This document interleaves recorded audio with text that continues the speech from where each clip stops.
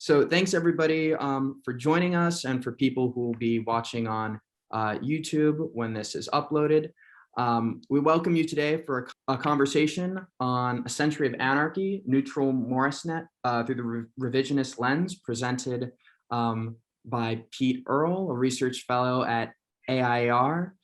Pete's an economist and writer for AIER, who I had the privilege of meeting and working with in person recently when I was an intern.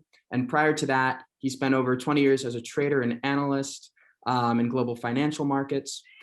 His research focuses on financial markets, fittingly, monetary issues, and economic history, and he's been featured in publications like the Wall Street Journal, Reuters, and NPR. He holds a master's in applied economics from American University and is currently working on his PhD thesis. So, Pete, if you're ready to present, I will turn it over to you. Okay, thank you. Welcome, everyone. Thanks for coming. All right, great. Okay, thank you for coming. This is my presentation. It's about Neutral Moresnet, A Century of Anarchy. The name of my book is A Century of Anarchy, Neutral Moresnet through the Revisionist lens. We'll go through this. We'll stop at the end and do questions, and then we can talk about whatever you'd like. All right, so first, a commercial message. I work at the American Institute for Economic Research. AIER educates Americans on the value of personal freedom, free enterprise, sound money, and a number of other things. Stop by that website. We have articles all the time written by myself and others, and it's a great site, and it gets better every day. Quick little thing about me: just call me Pete. Pete Earle. I'm a research fellow at AIER. I have actually a bachelor's in engineering from West Point. I have an MBA and a master's in applied economics, and I'm a PhD candidate in economics right now at the University of Alger in France, where I'm privileged to study under one of the world's most foremost Austrian economists, Guido Hülsmann. And my first life was, in my previous life, I spent 21 years in Wall Street. I was a trader of equities, options, futures, just about everything you could mention. And I also started a crypto consulting firm some years ago called Intangible Economics.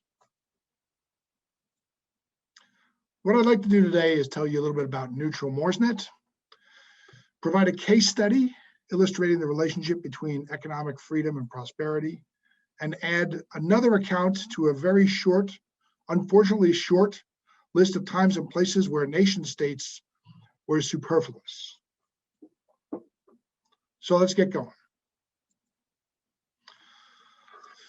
So a couple of years ago, to the best of my recollection, maybe it's 2011 or 2012, I was doing some research on rare coins, no doubt fed by my interest in gold and silver and other sorts of precious metals. And I came across this thing here, and I was pretty stumped because I'd never seen or heard of it before. It's got two faces, kind of like the god Janus, which is strange. It's dated 1848, which, if anybody knows the history of Europe, is a curious date. And on the second side, it has a handshake, and it says, the Free Commune of Moresnet. My first reaction, of course, was that this must be some sort of a collectivist undertaking, or some sort of a socialist enterprise of some sort. And that sub duplici presidio libertas means under the dual protection, or under the dual freedom of, or under the freedom of two, something like that. So I began to do some more research, and after some time I found this. This is a book that is basically impossible to find other than microfiche of, copies of. It's an 1882 book called The Neutral Territory of Moresnet. It's privately printed. It was printed in very limited amounts. The author was a guy named Charles Hoch, H-O-C-H, and this is a presentation copy he gave to William Warren Tucker. The Neutral Territory of Moresnet. So by this time, my sort of obsessive side was engaged, and I began to do very deep dives over the weekends and on holidays, in the middle of the night, stuff like that too. My wife and kids hated it. So I'm going to tell you what's known about Neutral Moresnet, and I'm going to tell you what nobody really said about Neutral Moresnet and the product of my research. Neutral Moresnet was a small Belgian-Prussian condominium in Central Western Europe that existed from 1816 to 1820. and was jointly administered by the United Kingdom of the Netherlands, Belgium, and the Kingdom of Prussia. Today, it's known as the three-country point, being the meeting place of Belgium and Germany and the Netherlands. And a quick note, a condominium meant a territory which is jointly overseen, sort of like a neutral zone. A number of nations oversee it, but none take claim to it. It's sort of like its own state. And the part of this that nobody really mentioned, or nobody cared to mention, and that my own research revealed over time, is that the most interesting thing about Neutral Moresnet is that for about 100 years, it had no government. We'll talk more about that. So we're talking about 1812, the Napoleonic Wars and the Congress of Vienna. All these nations that had fought Napoleon were basically dividing up the spoils. And at one point, so you see here, I have England, Holland, all that sort of thing. At one point, they came across the topic of zinc. Now, there was a zinc foundry, a zinc mine in England, and there was one in the middle of modern day, or I should say, southwestern Belgium. And pretty tired from war, nobody wanted to go to war again. So the parties that got together and they said, okay, we're going to divide up this. We're going to basically share the produce of this, or the production of this mine. And we're going to set it up as a sort of a neutral zone. There'll be a mine there, there'll be a town where the miners live, but we're going to put borders around it. We're not going to allow any military to enter. We're going to make a board of people who oversee it, and we're going to kind of leave it alone to do its thing. So that's the condominium. So it was run by a company called Vielle-Montagne, which basically, I didn't pronounce it the French way, but that means the old mountain in French, Altenberg in Deutsch, in German. It's a demilitarized zone, so Holland, Belgium, and Prussia are overseeing it, but no soldiers are allowed inside, neither are any officials. There's a Council of 10, which is like a governing board, which also weren't allowed to enter. They were appointed from the nations overseeing it. And there's a local administration, which was one mayor and one cop, basically a security guard, 2 people in this area. And it was governed by the Code Napoleon, which is the old legal system that was in place, basically. So it was grandfathered into an old legal system. It looked like this. It's a slender, long triangle. On a map, it's absolutely tiny. If you were to eat a bagel and a crumb were to fall, it would cover this thing up. It's tiny. Very hard to see on maps. But that white triangle there is Neutral Moresnet. And it lasted from 1816 to 1920. To this day, if you go there, the border markers are still there. So there were no fences. There were just these border markers that are numbered. There's actually some websites where people who are from that area have tried to track them all down. Some of them are like in corners under stop signs. Some of them are deep in the woods. And the cover of my book actually has one. And if you see what they look like, you know, I periodically receive emails saying, your book is so interesting. Why did you put a tombstone on the cover? That's not a tombstone. It's a border marker.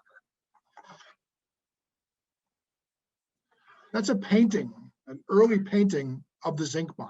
There's not many representations. There's maybe 1 photo or 2 photos. I'll show you near the end. But that's a representation of the zinc mine. You can see it's a surface mining operation.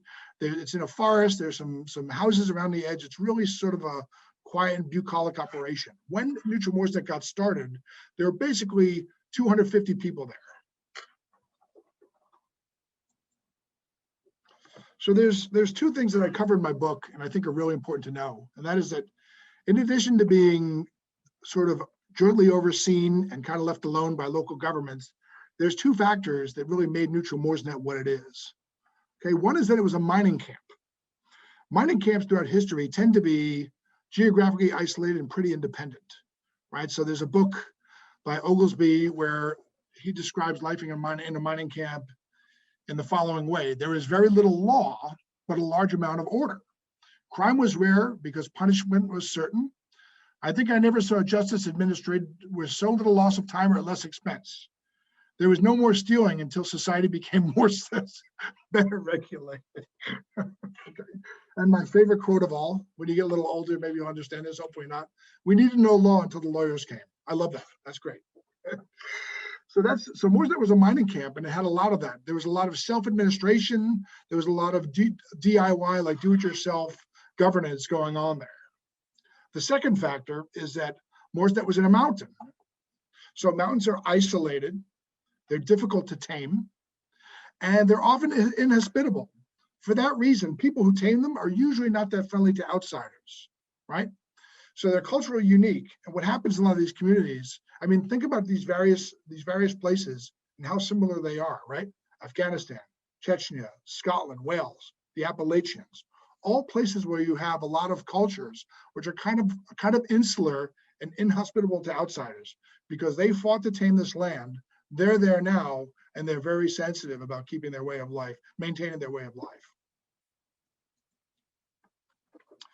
So another thing working in their favor was that there was basically nowhere to, it was very difficult to find. It was a word of mouth community that you kind of had to know what you were looking for to find it.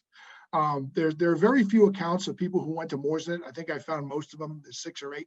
And one of them, the traveler said that he had inquired at a nearby hotel, at some neighboring shops, at both of the local railway stations, but still couldn't be told how to reach Neutral Moresnet.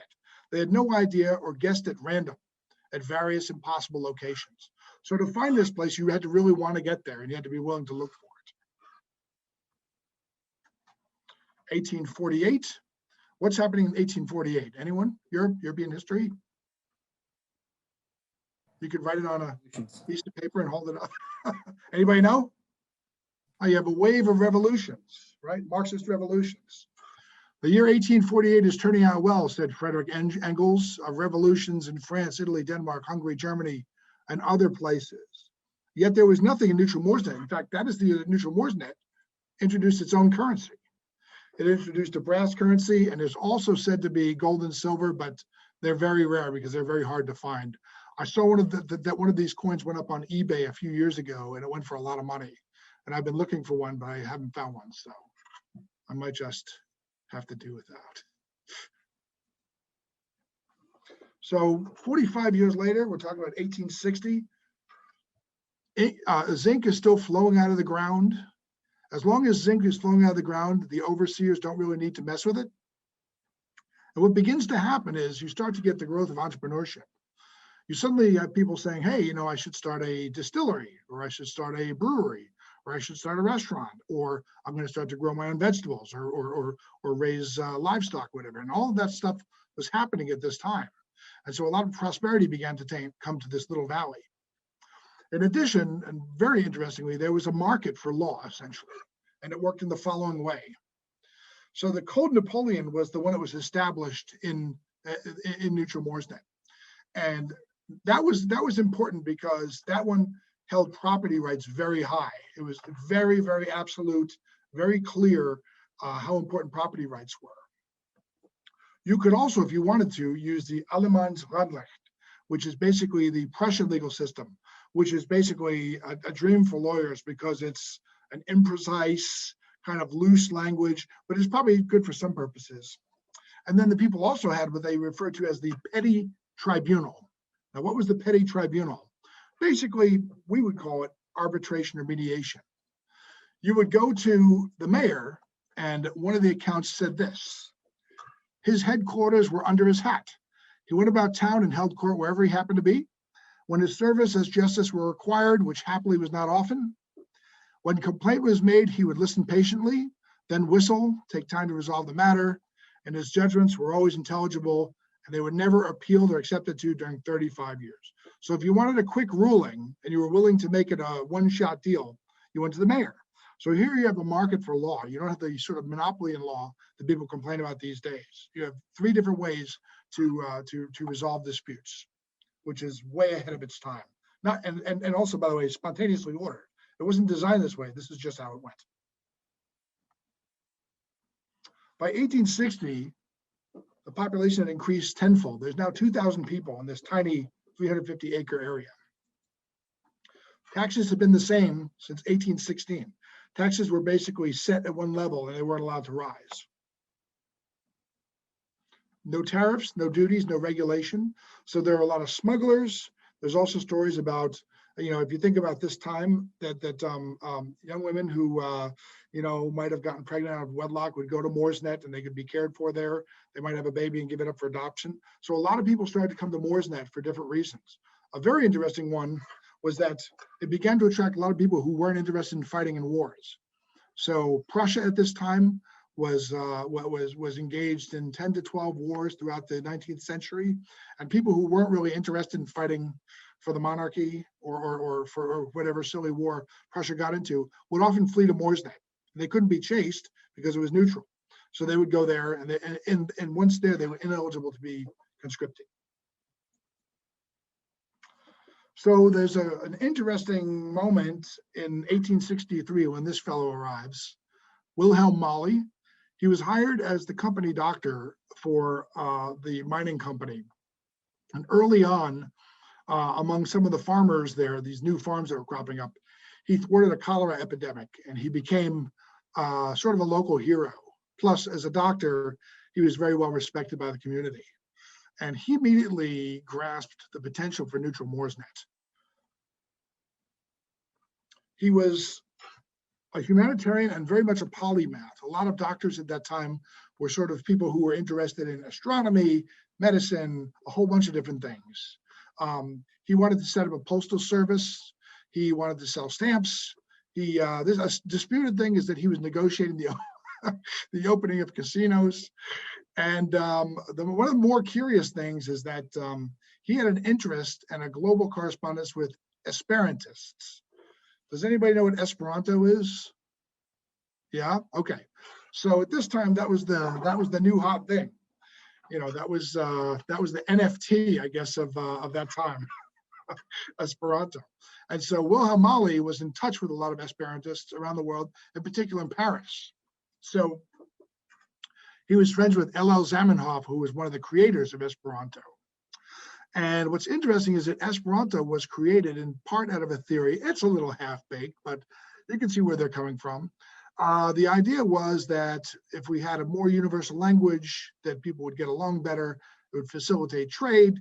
You know, the idea that language is what really creates disputes is a little bit specious, but I get where Zamenhof was coming from. Anyway, and Moresnet seemed like a great place to Molly and to Gustav Roy and a number of other scholars at that time who were sort of pioneers of Esperanto to create an Esperantist state or an Esperantist headquarters, whatever you want to call it, a homeland of sorts.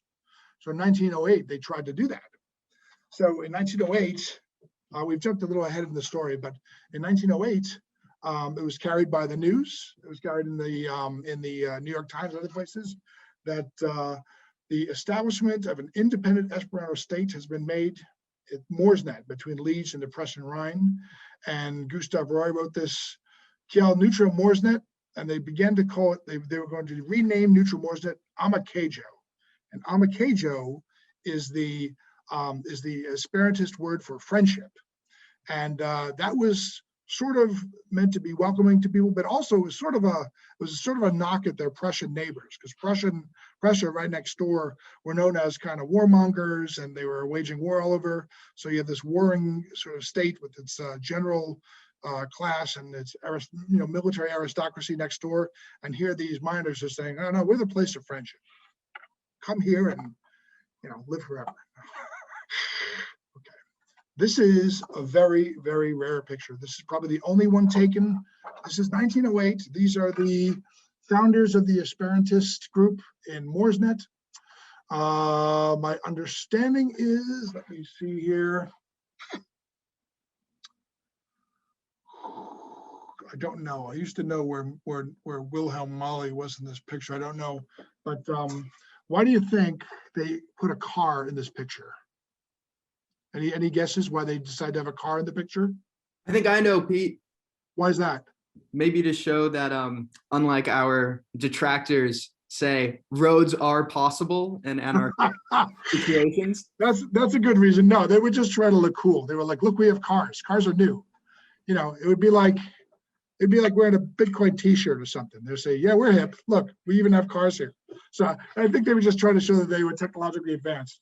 But there's no reason for a car to be there. But yeah, where we're going, we do need roads. So that's a cool picture, though. And this is really one of the only ones up from that time.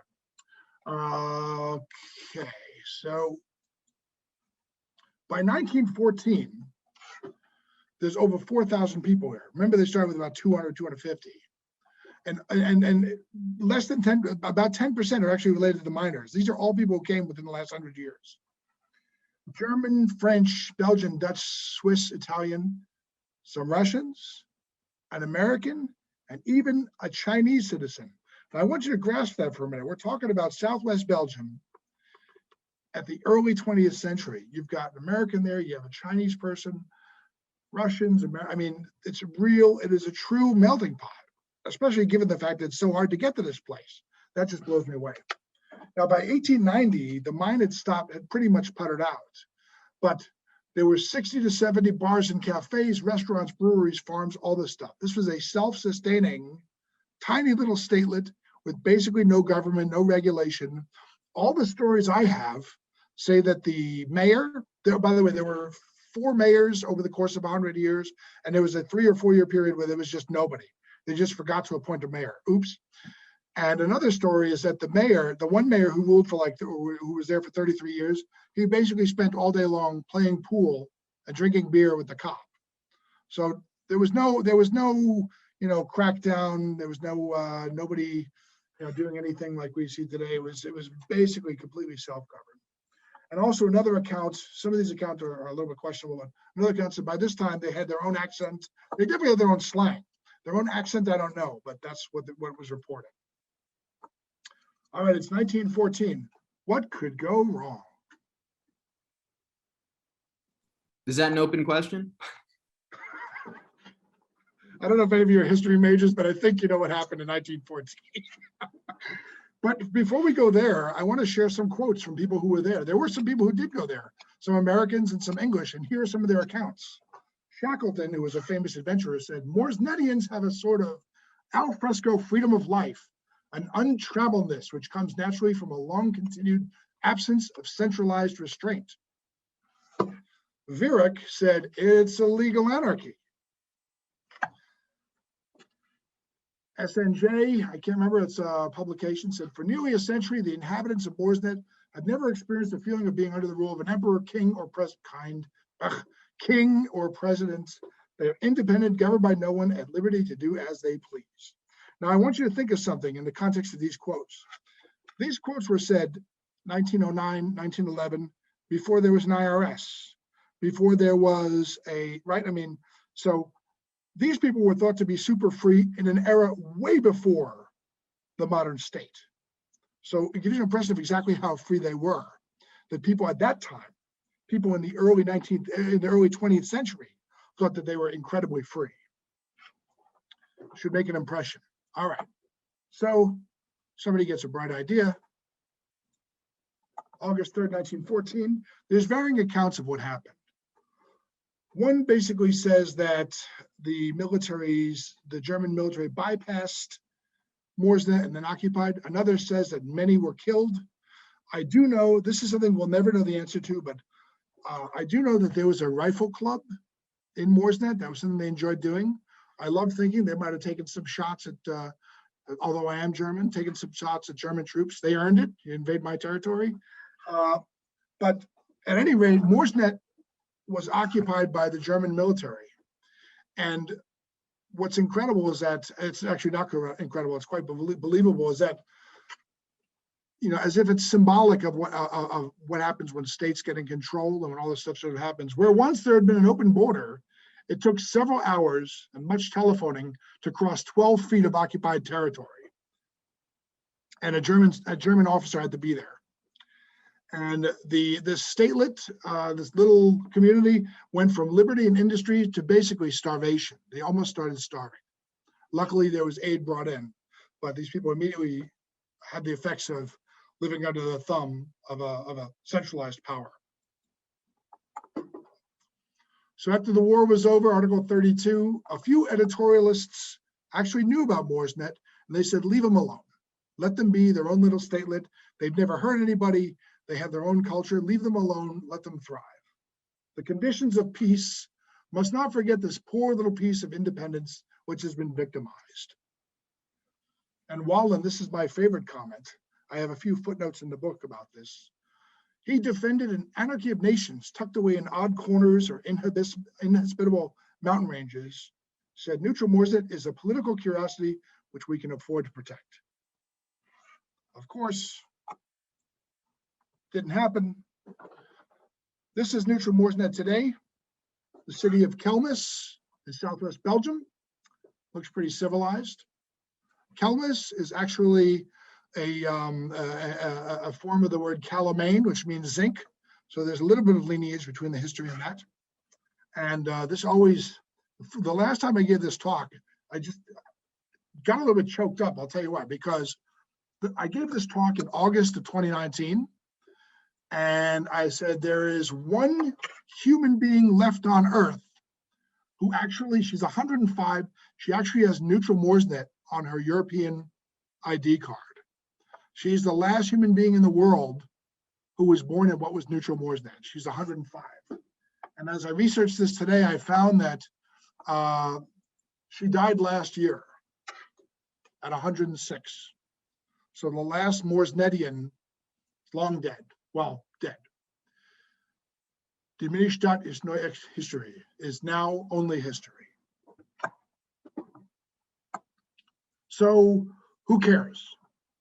Who cares, right? There's been lots of places where there was no government for a while. Your parents go out, you know, substitute teacher kind of thing. You do what you want, but it's actually not true. On the left there, you see the walled city of Kowloon. I wrote an article about this too. The walled city of Kowloon is a fascinating case where for a long time, there was absolutely no government. Also Caspia in Italy, a statelet that was basically made when two borders were drawn accidentally and crisscrossed, and the people there had no government as well. The Old West, the not so wild West, as we say.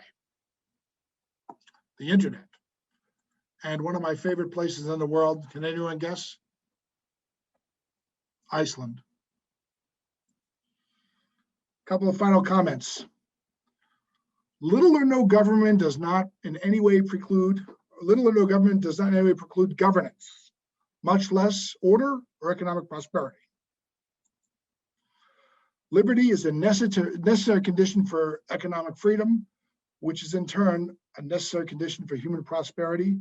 And the big takeaway, no matter what you think, is the only thing new in the world is the history you don't know. And with that, I wait for your withering barrage of questions. Thanks so much for that awesome presentation, Pete. This is the book, by the way. It's a small thing. It's not a tombstone on the cover. It's a border marker. I'd like to open up the floor first to everybody else's questions. I have some of my own prepared, but I want to defer to our guests first. Okay. So if you guys just want to, like, you know, Socratic seminar style, just jump in. I'll give you a couple seconds. If not, I have some. How long do we have? Are we doing this till 5:15 or 5:30? What's the time frame? Whatever you have time for. 5:15, 5:20. That's good. Awesome. Yeah. So let's hear it. I'll start with this one. So even if an anarchic society can exist in and of itself, and it doesn't need some form of government to provide its internal governance, we saw that by your own explanation that Neutral Moresnet was taken over by a decidedly militaristic and powerful statist society. Yeah. So how do you envision anarchy being a viable form of association in a world in which, like, the game theory works out such that there are very powerful plunderers about? Yeah. So I mean, so first of all, yeah, I mean, when you're the only state like that, you're likely to be taken over. So we're not talking about like, so first of all, this ties to a lot of things that with respect to private property and all that, but we got to be, I think we need to be cautious that we're not, Neutral Moresnet didn't do anything wrong by getting rid of its government. It's Prussia that aggressed against them. So that's the first thing I would say. But I could say that, like, in the same way that it would be very difficult to go to a gold standard if only your country was on a gold standard. I mean, the biggest hindrance to a gold standard is international trade. It's not that there's not enough gold. It's not that it would be hard to do or all this stuff. It's that it's very difficult to be the only gold standard country in a world of, fiat currencies or whatever. And I think that's a reality, is that right now, it would be very difficult to be the only state like that. And what really kept, so one of the things that kept nations from preying on Neutral Moresnet at the time is that they were producing a lot of zinc. So I think, if you had something of value, we find this in the world today. Nations that are very small, that have something of value, can oftentimes sort of bargain for their independence. I think there's no really good answer. It'd be very difficult to do. I mean, there's no excuse for the US to be the way it is. We have oceans on both sides, a desert to the south, a great white sort of tundra to the north. There's no reason for us to act as if we have, barbarians at the gates. It's much harder for somewhere like Switzerland, somewhere like Nepal, right? Small countries in the middle of others. But I mean, even Switzerland has managed to do it. I'm not sure that's a sufficient answer, but it's got pieces of answer in it. No, I think that is a good answer, in fact. And I think since you brought up Switzerland, I'm not sure if they have a large or even any appreciable formal military, but don't they have like a ton of armed citizens? Yeah, they do. And they have a bicycle infantry, which I was in the Army for 7 years. I was a paratrooper. And the idea of being a bicycle infantryman just sounds really cool. Sounds like a lot of exercise to me. Right. Great lower body. Yeah. Yeah. You said earlier in your presentation that taxes remained consistent from 1816 onwards. They were set by statute, so they couldn't rise. So I was wondering, yeah. Does that mean that they were set at a consistent flat rate? Was it set on income? Was it a value-added tax? No, it was a flat rate for every citizen. And I remember reading that it was like, it was, I mean, for the entire, I haven't done all the conversions, but I mean, like, if it was francs, it was like 2,000 francs for the entire, it was like 2,1816 francs for the entire country, which meant each person owed like 10 francs or something like that in the beginning. So, I mean, it was negligible. It really was negligible. It's a rounding error.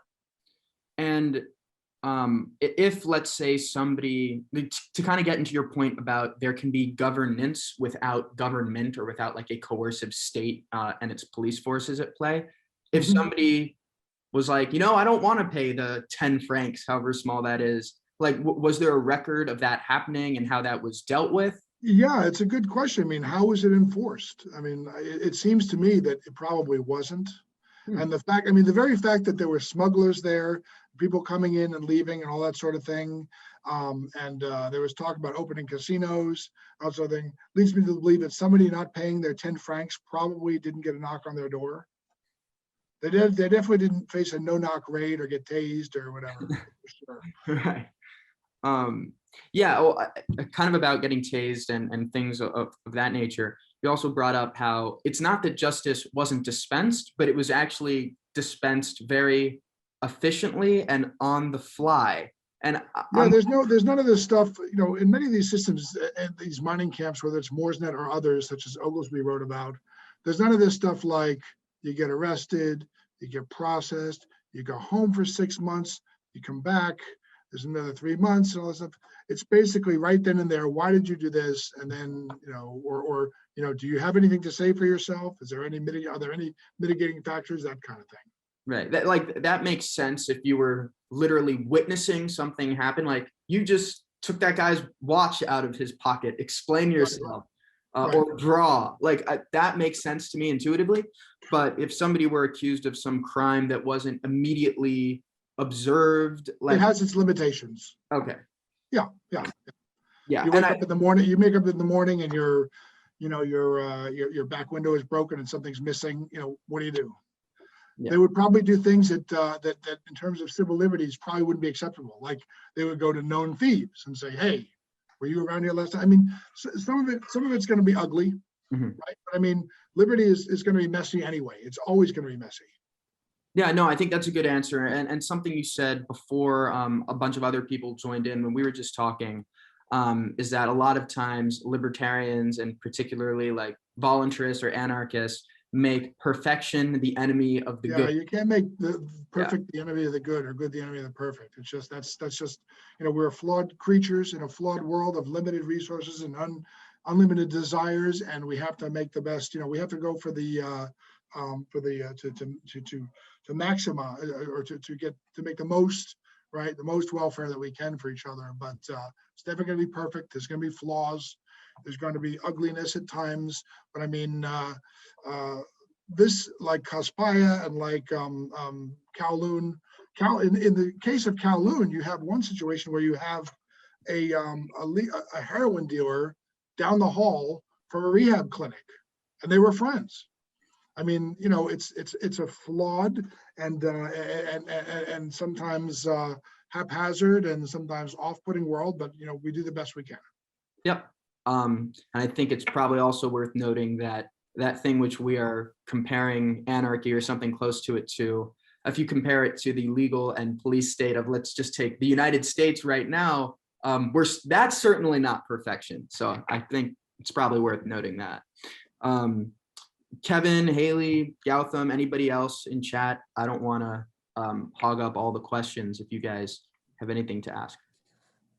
I do have a question. I was kind of wondering about, just hypothetically, if there is like one, because like everywhere on Earth is like part of a country now, but what if Yeah. an area in the world decides they want to do this? Like, what would the response of the US be? Would it ever be able to ally that small country, small area, and protect? Yeah, so I mean, it's an interesting question because the UN actually has a protocol for stateless people. The UN is designed to sweep up people who don't conform to a state. So I mean, there's systems built up to keep that from happening. I mean, what would need to happen would be for either a large state to do this. I mean, it staggers the mind to think of what you would need. But I mean, I feel again like some recognition of like, or some pivotal sort of economic value would probably be sufficient to make some states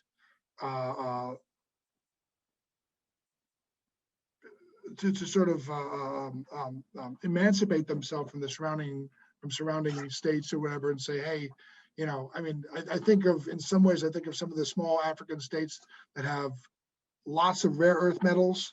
A lot of them are being overseen, or they're being sort of, I mean, it's actually it's not a really great example because they're not being given freedom, but a lot of them are being fed by China and the US because of their economic value.